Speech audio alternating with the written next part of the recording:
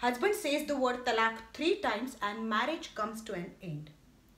Women, they have to fight for their right to enter in a temple in case of Sabarimala case. India provides for secularism on one hand, provides for gender justice by the Constitution of India. But when it comes to family laws, laws are not equal and women are still treated as an inferior sex. Hey everyone, welcome to Law Simple and Pure. I'm your host Dr. Vaishali, and in today's lecture we are going to learn concept of triple talaq in Muslim law with help of Shaira Banu's case. We'll begin with introduction. In introduction we'll write that Uniform Civil Code is provided under Article 44 of the Constitution of India, but it is still not coming into operation. In case of criminal law, law is uniform. It means it is applicable to each and every citizen throughout the India. But when it comes to civil law, a part of civil law or family law is not uniform. Different people from different religious communities are treated differently in matters of family law. So we do not have uniform civil code in India. India provides for secularism, but secularism means person from every religion should be treated equally, and every law made by a state should be applicable to every person irrespective of the religion. So secularism is there on paper, but in reality secularism will come into operation only after providing uniform civil code. Third thing, women are treated as an inferior sex by the Indian society. Let it be a tradition of sati or tradition of child marriage or practices of prostitution or devdasi type of things, or maintenance for Muslim women under Muslim law, or case of triple talaq. Women are always treated as inferior sex and they are the sufferers when it comes to family law. What are the law points involved in this case? Law point involved in this case is talaq. What is talaq? Under Muslim law, talaq can happen through 4 ways. Husband can give talaq to his wife, or wife can give talaq to husband, or they can get talaq by mutual consent, by agreement between them, or judiciary can decide that this marriage must come to an end. So by these 4 ways, Muslim marriage can be dissolved or will come to an end. Okay, now over here, these 4 types of talaqs are not in consideration. In this case, triple talaq is a matter. So what is triple talaq? Husband can give divorce to his wife in 2 ways. One is talaq-e-sunnat and second is talaq-e-biddat. What is the meaning of sunnat? Sunnat means a traditional way. So in Quran, sunnat means a traditional way in which certain things should happen. So talaq-e-sunnat is a traditional way in which divorce is given. In talaq-e-sunnat, again there are 2 types, talaq-e-ahsan and talaq-e-hasan. Okay, ahsan in Quran, it is provided that meaning of ahsan is pure. Okay, so this is a purest way of talaq which is provided in talaq-e-sunnat, and second type is talaq-e-hasan. Hasan means not very pure but still good. So talaq-e-hasan and talaq-e-ahsan. In talaq-e-hasan, husband can say talaq once and then he will wait for 90 days. In 90 days, iddat must be followed by the wife. What is iddat under Muslim law? Quran provides that iddat means she cannot marry another person within those 90 days. So husband can say talaq once and within 90 days, wife should follow iddat. And in those 90 days, some mutual consent may happen between them or arbitration can happen and they can again come together and talaq will be revoked. So this is a good type of talaq because some time is given to husband and wife.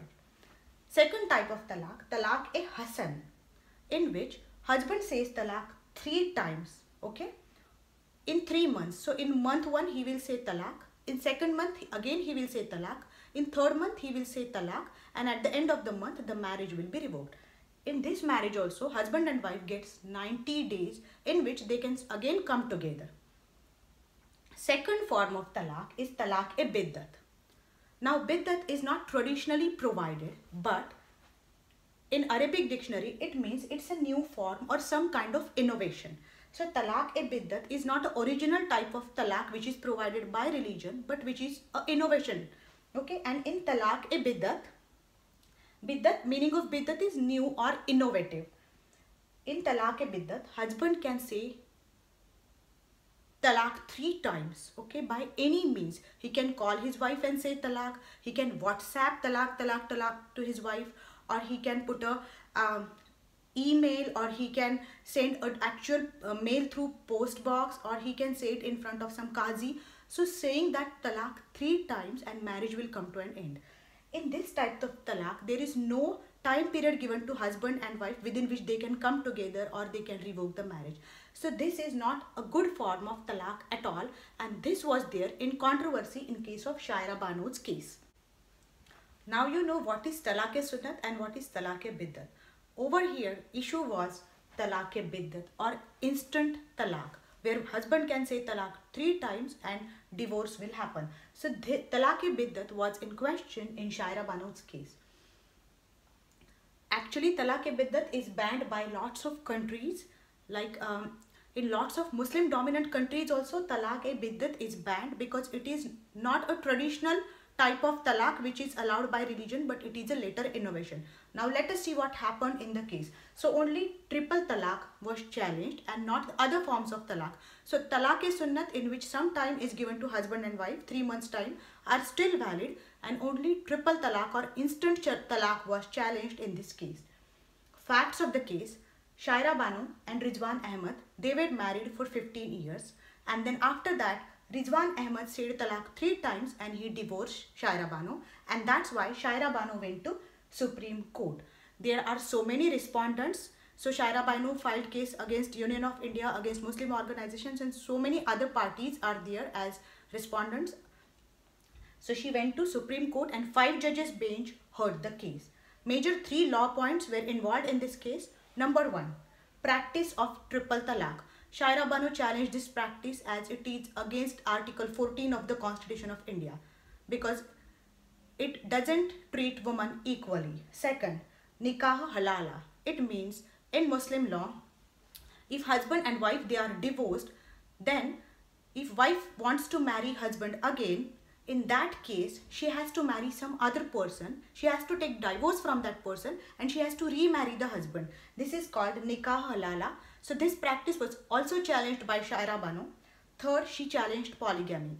In polygamy, Muslim men can have more than one wife. This is not allowed in any other law in India, but Muslim law allows for polygamy. It means more than one wife. So that practice was also challenged by Shaira Bano. What actually happened in the judgment? 5 judges bench delivered a decision, and they chose to talk only on triple talaq for the matter of that case. In the judgment, it was provided that triple talaq or practice of triple talaq is arbitrary, because there is no time provided to husband and wife for arbitration or for solving their matter by mutual consent or agreement. It was provided that it is violation of Article 14 of the Constitution. Article 14 provides for equality, and this law is unequal, so it is violation of Article 14. And again it is provided that it is un-Islamic, means see, practices which are essential to religion are not touched, but practices which are introduced later in the religion or innovations or new practices, they can be challenged. And talaq-e-biddat is nothing but innovation or new type of practice which was inserted into Muslim law later. So talaq-e-sunnat is the original form of talaq, and talaq-e-biddat is something which is non-essential to Islam. So this was the decision on number 2 and 3. Supreme Court didn't talk on, they chose to talk only on the issue of triple talaq. So this is the decision of this matter. After this, triple talaq bill was introduced. We can discuss about that bill later. So this happened in triple talaq case. That's it for the day. Stay tuned till my next lecture. Goodbye and good luck.